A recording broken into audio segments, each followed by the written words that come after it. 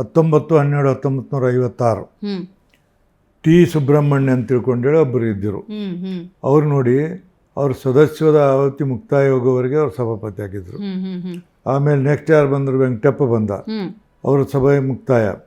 ಆಮೇಲೆ ಕೆ ಶೆಟ್ಟಿ, ಶಾಂತಪ್ಪ ಶೆಟ್ಟಿ ಸದಸ್ಯಾವಧಿ, ಎಲ್ಲರೂ ಸದಸ್ಯಾವಧಿ ಮುಗಿದಾಗ ಅವರು ಏನಂದ್ರೆ ತಮ್ಮ ಸದಸ್ಯಾವಧಿ ಮುಗಿಸಿದ್ದಾರೆ. ಇಲ್ಲಿ ನೋಡಿ ನೀವು ರೇಮಾನ್ ಖಾನ್, ರಾಮಕೃಷ್ಣ ಹೆಗಡೆ ಬಂದಿದ್ದರು, ರೇಮಾನ್ ಖಾನ್ ಅದು ಮುಗಿಸಿದರು. ಸಭಾಪತಿ ಅವಧಿ ಮುಕ್ತಾಯ.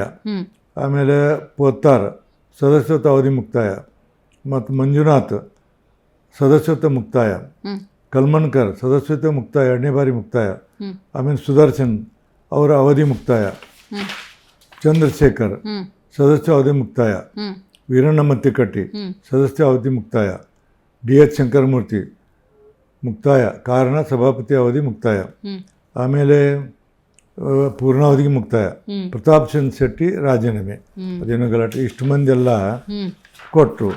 ಆಮೇಲೆ ಇಲ್ಲಿ ನೋಡಿ 1980ಕ್ಕಿಂತ ಮೊದಲ ಕಾಂಗ್ರೆಸ್ ಗೌರ್ಮೆಂಟ್ ಇರ್ತಿತ್ತು. ಕಾಂಗ್ರೆಸ್ ಗೌರ್ಮೆಂಟ್ ಕಾಂಗ್ರೆಸ್ ಸಭಾಪತಿ ಇರ್ತಾರೆ, ಅವ್ರು ಏನು ತಗೊಲ್ಲ. 1983 ಇಸ್ವಿಯಾಗಿ ಯಾವಾಗ ರಾಮಕೃಷ್ಣ ಹೆಗಡೆ ಬಂದರು ಅವಾಗ ಶುರು ಆಗ್ತಿದ್ದು. ರಾಮಕೃಷ್ಣ ಹೆಗಡೆ ಬಂದ ಅವ್ರ ಮೌಲ್ಯಾಧಾರ ರಾಜಕಾರಣ. ಕೆ ರೇಮಾನ್ ಖಾನ್ ಕಾಂಗ್ರೆಸ್ ಅವ್ರು ಮುಂದುವರಿಸಿದ್ರು, ಅವ್ರೇನು ಟಚ್ ಮಾಡಲಿಲ್ಲ. ಆಮೇಲೆ ಪೋತ್ತಾರ್ ಕಾಂಗ್ರೆಸ್ ಅವ್ರನ್ನೂ ಮುಂದುವರಿಸಿದ್ರು. ಆಮೇಲೆ ಡಿ ಮಂಜುನಾಥ್ ಜನತಾದಳ ಬಂದ, ಅವಾಗ ಏನಂದ್ರೆ S.R. ಬೊಮ್ಮಾಯಿ ಮುಖ್ಯಮಂತ್ರಿ, ಅದು ಮಂಜುನಾಥ್ ಇದ್ದ. ವೀರೇಂದ್ರ ಪಾಟೀಲ್ ಬಂದ, ಡಿ ಮಂಜುನಾಥ್ ಜನತಾದಳನೇ ಇದ್ದ. ಆಮೇಲೆ ಬಂಗಾರಪ್ಪ ಬಂದಾಗ ಡಿ ಮಂಜುನಾಥ್ ಜನತಾದಳ, ಬಂಗಾರಪ್ಪ ಕಾಂಗ್ರೆಸ್. ವೀರಪ್ಪ ಮೊಯ್ಲಿ ಕಾಂಗ್ರೆಸ್, ಕಲ್ಮನ್ಕರ್ ಕಾಂಗ್ರೆಸ್, ಅವೆಲ್ಲ ಕಾಂಗ್ರೆಸ್ ಇದ್ದು. ಆಮೇಲೆ ಧರ್ಮ್ ಸಿಂಗ್ ಬಂದಾಗ B.L. ಶಂಕರ್ ಇದ್ದ, ಕಾಂಗ್ರೆಸ್ ಇದ್ದು. ಅಂದ್ರೆ ಅವಾಗೂ ಸಹಿತ ಇವು ಯಾರೇ ಬಂದರೂ ಸಭಾಪತಿ ಟಚ್ ಮಾಡಲಿಲ್ಲ ಅಂತ.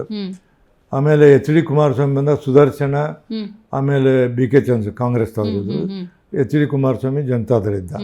ಆಮೇಲೆ B.S. ಯಡಿಯೂರಪ್ಪ ಬಂದ, ಚಂದ್ರಶೇಖರ್ ಕಾಂಗ್ರೆಸ್ಸು ಅವರು ಇದ್ದರು. ಆಮೇಲೆ ಸದಾನಂದ ಗೌಡ ಬಂದರು, ಶಂಕರಮೂರ್ತಿ ಅವರೆಲ್ಲ ಇದ್ದರು ಬಿಡಿ. ಆಮೇಲೆ ಬಸವರಾಜ ಬೊಮ್ಮಾಯಿ ಬಂದ, ನಾನು BJP ಇದ್ದೆ, ಅವರು BJP ಇದ್ದರು. ಸಿದ್ದರಾಮಯ್ಯ ಕಾಂಗ್ರೆಸ್ ಇದ್ದ, ಬಸವರಾಜ ಹೊರಟ್ಟಿ BJP ಇದ್ದ.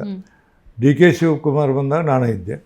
ಇಲ್ಲಿವರೆಗೇನು ಯಾವುದೇ ರೀತಿಯಿಂದ ಇತಿಹಾಸದಲ್ಲಿ ಮೊಟ್ಟ ಮೊದಲನೇ ಬಾರಿಗೆ ಈ ರೀತಿ ಸಭಾಪತಿ ಮೇಲೆ ಅವಿಶ್ವಾಸ ನಿರ್ಣಯವನ್ನು ಮಂಡಿಸಿ ಕೆಳಗಿಳಿಸಿದಂಥ ಉದಾಹರಣೆ ಮೊಟ್ಟ ಮೊದಲನೇದು 1956ರಿಂದ ವಿಧಾನ ಪರಿಷತ್ ಹುಟ್ಟಿದಾಗಿಂದ ಇವತ್ತು ನನ್ನ ಕೇಸ್ ಮೊದಲನೇದು. ಭಾವನಾತ್ಮಕವಾಗಿ ನಿಮಗೆ ನಿಮ್ಮ ಸುದೀರ್ಘ ರಾಜಕಾರಣದೊಳಗೆ ಈ ಬೆಳವಣಿಗೆ ಎಷ್ಟರ ಮಟ್ಟಿಗೆ ನೋವು ಕೊಟ್ಟಿದೆ? ಭಾಳಷ್ಟು ನೋವು ಕೊಡ್ತೇಮ್ಮ. ನಾನು 2-3 ದಿವಸ ಮಲಗಿಲ್ಲ ನಾನು. ಯಾಕಂದ್ರೆ ನಾ ಏನೂ ತಪ್ಪ ಮಾಡಿಲ್ಲ.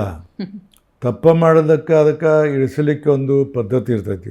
14ನೇ ತಾರೀಕು ನನಗೆ ಹಿಂಗೆ ಒತ್ತಾಯ ಮಾಡಬಾರ್ದು. ಯಾರು ಮುಖ್ಯಮಂತ್ರಿಗಳಾಗಲಿ ಯಾರೇ ಆಗಲಿ ರಾಜೀನಾಮೆ ಕೊಡಿ ಅಂತ ಒತ್ತಾಯ ಮಾಡೋದು. ರಾಜೀನಾಮೆ ಕೇಳುವಂಥ ಅಧಿಕಾರ ವಿಧಾನ ಪರಿಷತ್ತಿಗೆ ಮಾತ್ರ.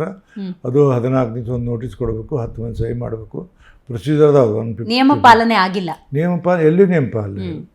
ಮತ್ತು ಇನ್ನು ಅನಿವಾರ್ಯ ಏನು ಮಾಡೋಕ್ಕಾಗಲ್ಲ, ಪ್ರೋಟಮ್ ಚೇರ್ ಮಾಡಿದರು ಅವ್ರು ಸಭಾಪತಿ. ಮತ್ತು ಸಭಾಪತಿ ಮಾಡ್ಬೇಕಂತ ಮ್ಯಾಗಿಂದ ಬಂದಿತ್ತು. ಇವನು ಸಲೀಂ ಅಹ್ಮದನ್ನು ಮತ್ತು ಉಮಾಶ್ರೀನ. ಕರ್ನಾಟಕದ ಇತಿಹಾಸ ಎಲ್ಲ, ದೇಶದ ಇತಿಹಾಸದಲ್ಲಿ ಸಂವಿಧಾನಕ ಹುದ್ದೆಯಲ್ಲಿದ್ದಂಥವ್ರನ್ನ ಇವ್ರನ್ನ ಮಾಡಂತ ಕಳಿಸಿದ್ದು ಇದೇ ಮೊದಲನೇದು. ಎಲ್ಲೆಲ್ಲೂ ಈ ಭಾರತ ದೇಶದಲ್ಲಿ ಎಲ್ಲೂ ಇಲ್ಲ. ಮಾಡಿದರು ಅಂದ್ರೆ ಏನು, ಅಧಿಕಾರ ನಡೀತದೆ, ಏನು ಬೇಕಾದ ಮಾಡ್ತೀವಿ ಅನ್ನುವಂಥ ಭಾವನೆ ಬಂತು. ಹಾಗಾಯ್ತದು. ಕಾಂಗ್ರೆಸ್ ಹಂಗಾದ್ರೆ ಈ ಹಿಂದೆ ಕೂಡ ಒಂದು ಚರ್ಚೆಯಲ್ಲಿರುವಂಥ ವಿಷಯ, ಲಕೋಟೆ ಪಕ್ಷ, ಯಾರನ್ನ ಹೆಸರನ್ನ ಸೂಚಿಸಿ ಕಳಿಸ್ತಾರೆ ಅವರನ್ನ ಮಾಡ್ತಾರೆ, ಈ ಥರದೊಂದು ಪ್ರತೀತಿ ಇತ್ತು. ಅದು ಮತ್ತೆ ಪ್ರೂವ್ ಆಯ್ತಲ್ಲ ಹಂಗಾದ್ರೆ? ಅದು ಮಂತ್ರಿಗಳಿಗೆ ಮಾತ್ರ ಸೀಮಿತವಾಗಿತ್ತು, ಲಕೋಟೆದ ಮಂತ್ರಿಗಳಿಗೆ. ಸಂವಿಧಾನಕ್ಕೆ ಸಭಾಪತಿ ಸ್ಪೀಕರ್ಗೆ ಅಂದು ಇವತ್ತಿನವರೆಗೆ ಯಾವ ಸರ್ಕಾರ, ಯಾವ ಕಾಂಗ್ರೆಸ್ ಆಗಲಿ ಯಾವುದಾಗಲಿ ಕೊಟ್ಟಿಲ್ಲ ಲಕೋಟೆ. ಇದು ಫಸ್ಟ್ ಟೈಮ್ ಲಕೋಟೆ ಕೊಡೋದು. ಅದು ಲಕೋಟೆ ಕೊಡಲಿ, ಪ್ರೆಸ್ಸಿಗೆಲ್ಲ ಮೀಡಿಯಾದಾಗ ಮಾಡಿ ಇಂಥವ್ರನ್ನ ನೀವು ಮಾಡ್ಬೇಕಂತ ನಾ ಇನ್ನೂ ಅದೀನಿ. ನಾ ಹೇಳಿ ನೋಡಿ, ಕುರ್ಚಿ ಖಾಲಿ ಆಗಿಲ್ಲ ಅಂತ ಹೇಳಿ. ಇನ್ನು ಹಿಂಗೆ ಇದ್ದಾಗೂ ಕೂಡ ಅವ್ರ ಹೆಸರು ಕಳಿಸೋದು ಅಂದ್ರೆ ಅರ್ಥ ಏನಂದ್ರೆ ಇವ್ರನ್ನ ತೆಗಿಬೇಕಂತ ಅರ್ಥ. ಅನೌಪಚಾರಿಕವಾಗಿ ಅಂದರೆ ಅವರಿಗೆ ಸೀಮಿತವಾಗಿ KPCC ಮತ್ತು AICC ಒಳಗೆ ಇವರು ಸಭಾಪತಿಗಳಾದರೆ ಸೂಕ್ತ, ಇವರು ಉಪಸಭಾಪತಿ ಆದರೆ ಸೂಕ್ತ ಅನ್ನೋ ಚರ್ಚೆ ಬೇರೆ. ಆ ಲೆಟರ್ ಹೆಡ್ಡಲ್ಲಿ ಬಂದಾಗ ಪ್ರತಿಪಕ್ಷವಾಗಿ ಅಥವಾ ನೀವು ಸಭಾಪತಿ ಸ್ಥಾನದಲ್ಲಿ ಇನ್ನೂ ಇದ್ದದ್ರಿಂದಾಗಿ ಯಾವ ಸೂಚನೆಯನ್ನು ಕಾಂಗ್ರೆಸ್ ಕೊಡ್ತಾ ಇದೆ ಅಂತ ನಿಮ್ಮ ಮನಸ್ಸಿಗೆ ಬರಲಿಲ್ವಾ? ಹೇಳಿನೇ ನಾನು, ಇದು ತಪ್ಪಿದು. ಅವ್ರ ಮಂತ್ರಿಗಳ ಲಿಸ್ಟ್ನೇ ಅದನ್ನ ಮಾಡೋದು.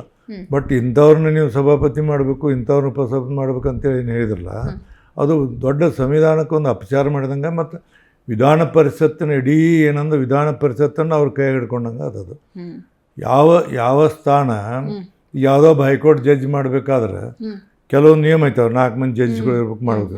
ಯಾವನ ಬಂದು ಕೆಳಗೆ ನಾವು ಬಂದು ನೀವು ಜಡ್ಜ್ ಆಗಂದ್ಬಿಟ್ರೆ ಹ್ಮ್ ಅದೇ ಥರ ಅದಿದು.